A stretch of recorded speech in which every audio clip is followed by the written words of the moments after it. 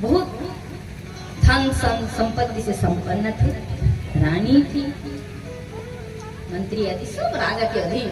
राजा बहुत खुश, सब पूरे राज्य राजा के अधीन। राजा खूब आनंद से दिन अतिबाहित करने लगे। किंतु एक दिन राजा घोड़ा पर, मैं जब घोड़ा है ना, राजाओं के पास घोड़े होते हैं ना, घोड़े पर सवार होकर राजा क्या किए, भ्रमण के लिए निकले नगर से बाहर। भ्रमण करते करते करते करते जैसे ही बहुत दूर गए तो साउंड बढ़ाइए। तो राजा ने क्या देखा कि एक घोड़े की लीद, जानते हो जैसे गोबर होता है ना गाय का लीद, वैसे घोड़े का भी लीद का एक पहाड़ है पूरा। तो राजा ने सोचा यहाँ से तो प्राय जाते आते रहते हैं, ऐसा तो कभी नहीं देखा। इतने घोड़े का लीद, कितने घोड़े ने यहाँ लीद छोड़ा होगा, पर ये इतना घोड़ा कहाँ से आया और ऐसे पहाड़ क्यों है? राजा के मन में भारी आश्चर्य हुआ। ध्यान से सुनना, फिर निंदा से आप भी डरोगे। तो राजा क्या कि कुछ समझ में नहीं आया, क्या है, कहां से आया, इतना पहाड़ के, पूरा एक पहाड़ है, घोड़े की लीदों का एक पहाड़। तो राजा तो कुछ समझ नहीं पाए। तो उसी राजा के वहां से कुछ दूर आगे एक साधु बाबा वही झोपड़ी का कुटिया, वही बैठकर तपस्या करते थे। तो राजा क्या किए, घोड़ा लेकर उस जोगी बाबा के पास गए, प्रणाम किया। जोगी बाबा ने कहा, क्या बात है, बहुत दिन बाद राजन हमारे कुटिया में आए हो, ठीक ठाक है, सब कुशल मंगल है, क्या बात है? बोले नहीं महाराज, वैसे तो आपसे कुछ मांगने के लिए मैं नहीं आया, मैं ये पूछने आया कि इस रास्ते से तो प्राय में आना जाना करता हूँ, मैंने कभी नहीं देखा यहाँ पर इतना बड़ा घोड़े की जो लीद है, जैसे गोबर रहता है ना, वैसे घोड़े का लीद का इतना बड़ा पहाड़, ये कहाँ से आया, ये क्या है? मैंने तो ये कभी नहीं देखा। इतना घोड़ा कब आया और कब यहाँ लीद गए जो इतना पहाड़ बन गया? तो साधु बाबा हा हा करके हंस पड़े और हंसते बोला, राजन ये कोई घोड़े की जो लीद देख रहे हैं ना, ये घोड़े आकर लीदे नहीं, ये तेरा पाप है। तुमने इस जन्म में जितना पाप किया, लोगों को ठगाया, छल किए, झूठ बोले, राजा होकर जो प्रजाओं का कर लेते हैं ना, कर ले लेकर जो तुमने खाया, उसी पाप, देखो इसी पाप से तुम्हारा पाप इतना बड़ा कि ये पहाड़ बन गए और ये सब तुम्हें भोगना पड़ेगा। जितना लीद है उतने वर्ष तक तुम्हें नरक में रहना पड़ेगा। राजा ने कहा, अच्छा,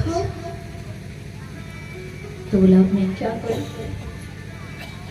साधु बाबा के चरण में गिर गए, बोले बाबा रक्षा कीजिए, बचाइए, अब तो साधु संत है।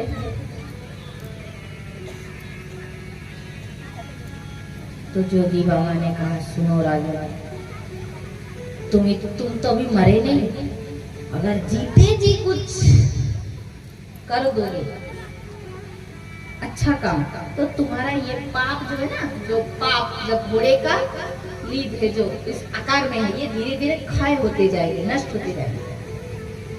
ठीक है, समझ रहे आप सब? तो राजा ने कहा, क्या करोगे? बोले बहुत पुण्य करो। राजा को इतना पुण्य करना पड़ेगा, माने 10 वर्ष तक पुण्य करेंगे तो एक एक लीद, घोड़े का एक एक लीद क्षय होगा, तो ये बहुत मुश्किल है। फिर धीरे धीरे आयु भी खत्म हो जाएगा। तो जोगी बाबा के पास आए, बोले बाबा और दूसरा कोई उपाय नहीं?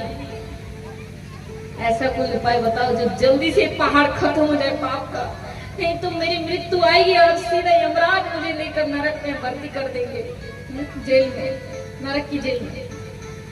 और वह मुझे कितना क्या सहना पड़ेगा उसका कोई ठिकाना नहीं।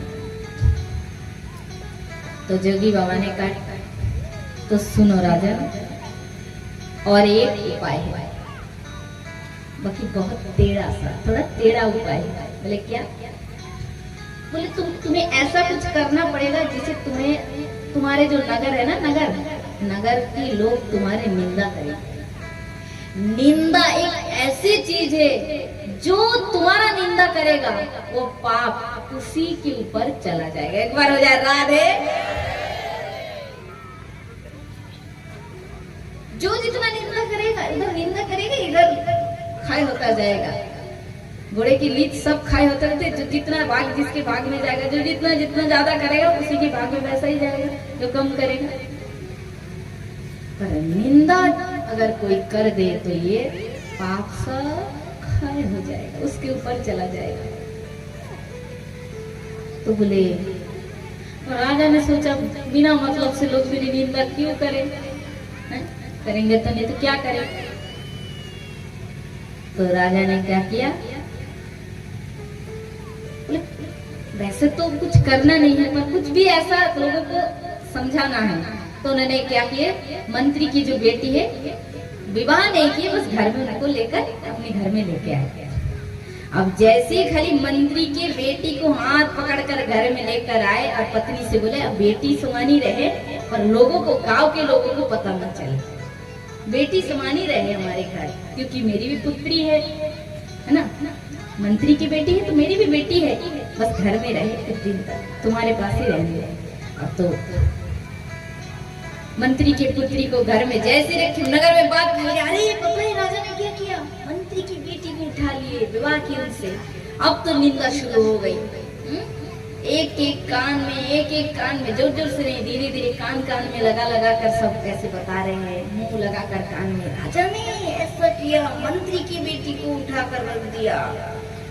ऐसी निंदा शुरू हुआ, राजा दूसरे दिन 5 बजे निकल गए घोड़े पर बैठकर, देखा तो 25% आउट हो गए हैं, घोड़े का लीड 25 भाग खत्म। राजा ने बोले लो कर लो बात, जोगी बाबा ने तो बड़ा चमत्कारी उपाय बताया है? अब तो पूरे राज्य में बात फैल गई। मंत्री की बेटी और राजा रानी को बोल दिए 15 दिन पहले सोचे थे आधा लीड तो अभी भी बचा है, और 15 दिन और हमारे घर में रह दो, क्योंकि अभी आधा अभी और खत्म नहीं हुआ है, आधा लीड अभी बचा है। अब तो यही बात और फैल गए, नगर से, राज्य से बाहर सब लोग जो है राजा की निंदा कर रहे हैं, राजा की अवगुण गा रहे हैं। इस प्रकार जैसी राजा की बात सब आपस में सब इस प्रकार चर्चा कर रहे हैं, राजा की निंदा कर रहे हैं। पूरा जो पाप का जो पहाड़ था, वो घोड़े की लीद का पहाड़ पूरा खत्म हो गया, बस एक लीद बच गया। कितना लीड? एक। ठीक,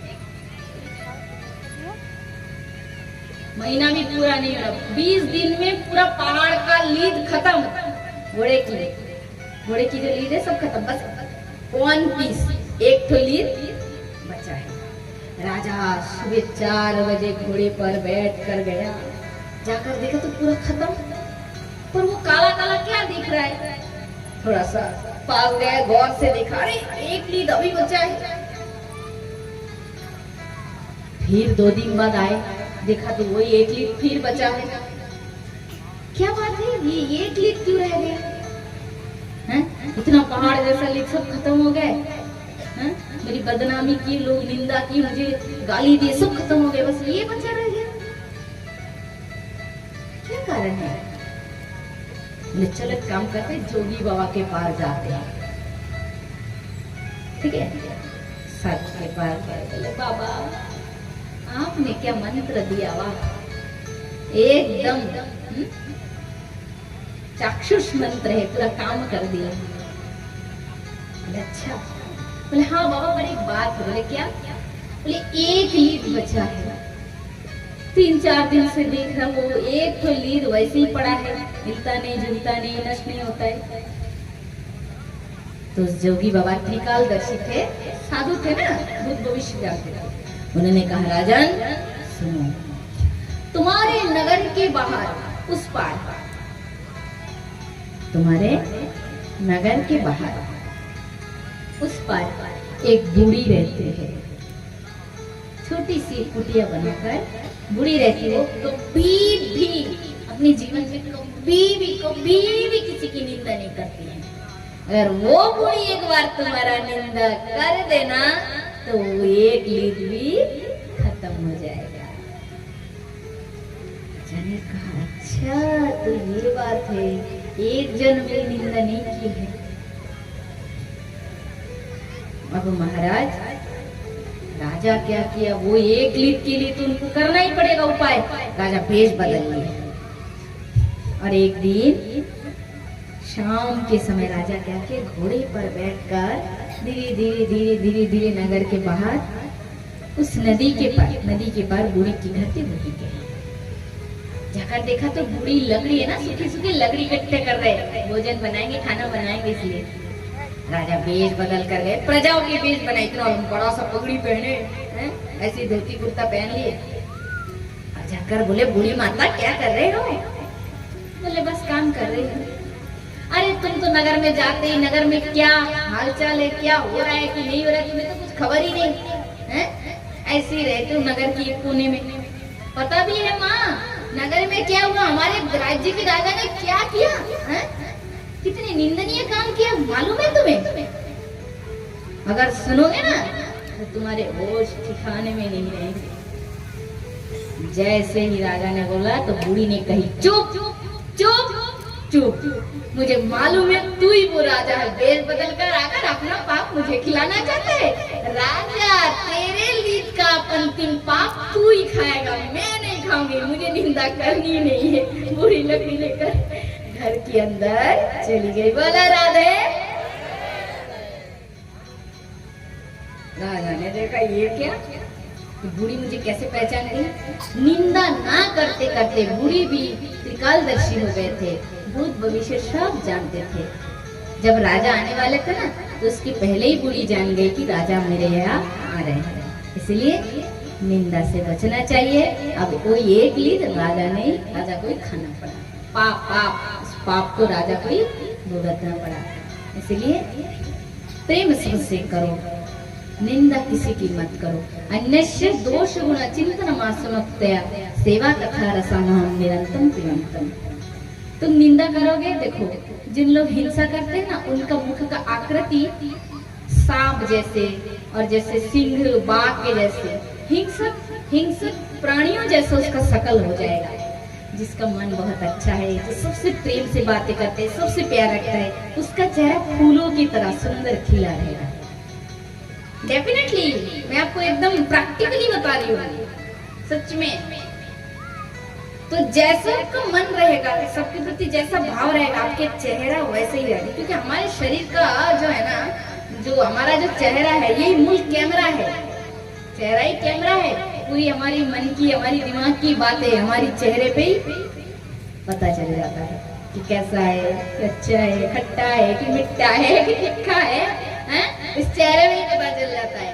इसलिए मन को ऐसा बनाए कि सबसे मिले जुले, 2 दिन की जिंदगी का है, झमेला में जाना, खाओ पियो मत, सबसे बातें करो, सबसे आनंद से व्यवहार करो, लड़ाई झगड़ा नहीं, कोई टेंशन भी नहीं, आनंद से रहो। और आनंद से जब तुम्हारा अंतिम भी समय आएगा तो देखो, अंतिम समय में यदि हम जीवन भर अच्छा कर्म करेंगे तो सब हमारे लिए रोएंगे, सब हमारी अच्छाई का गुणगान करेंगे।